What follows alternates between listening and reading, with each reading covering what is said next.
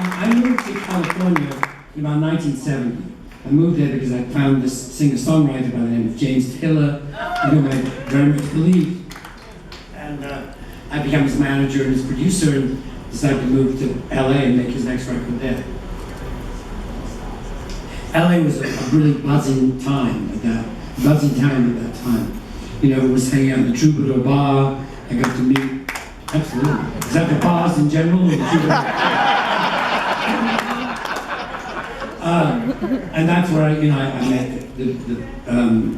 my friend John David Souther. I met Jackson Brown. You know, I'd already met Linda Ronstadt a little while later. And she introduced me to a bunch of people like the Eagles, and so I knew her band, all this stuff.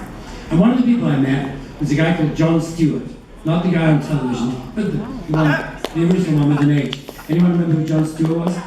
Jon Stewart, I really liked him when I met him, and I loved his playing and his singing.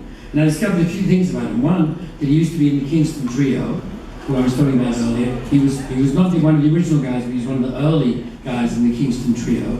That he was a really nice guy, played brilliantly, sang brilliantly, and I actually ended up producing an album with him. I produced his album Willard, which was a really cool record, and he was a great singer-songwriter who never exactly made it. I mean, he had a cool career.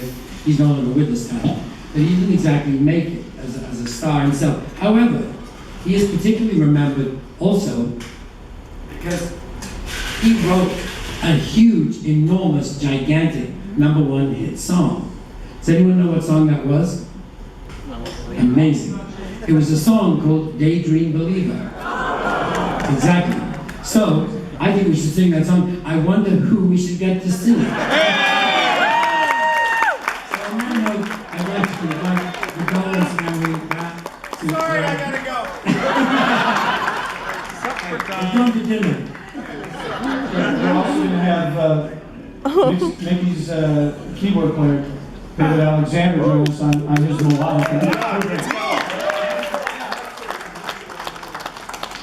Yeah, I was a big fan of Kingston Trio, and I'll tell you quickly why. I started, my first instrument was guitar. It was Spanish, classical guitar. My dad got me into it at 10 years old or 12 or something, and I started learning a little bit of Segovia and Villalobos and stuff. And I was okay for a 12-year-old. And then I went to junior high school and then high school, and I'd bring my little guitar and I'd play a little bit of Malagueña, and the girls would say, "You know any Kingston Trio?" And I was like, "I'll be right back." Hang down your head down. So when I met John, I told him that story and he laughed, and it's true, you know, it was a huge influence on me and a lot of other people. And I wrote this song. Huge hit.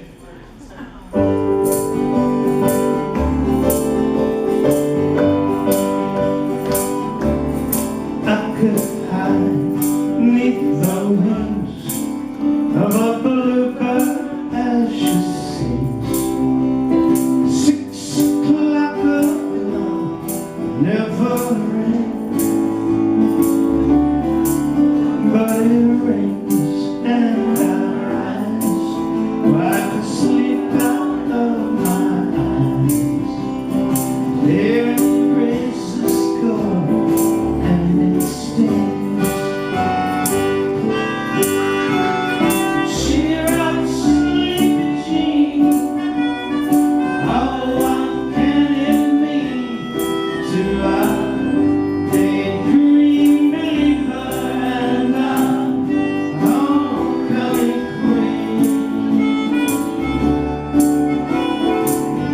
Who once showed me as a white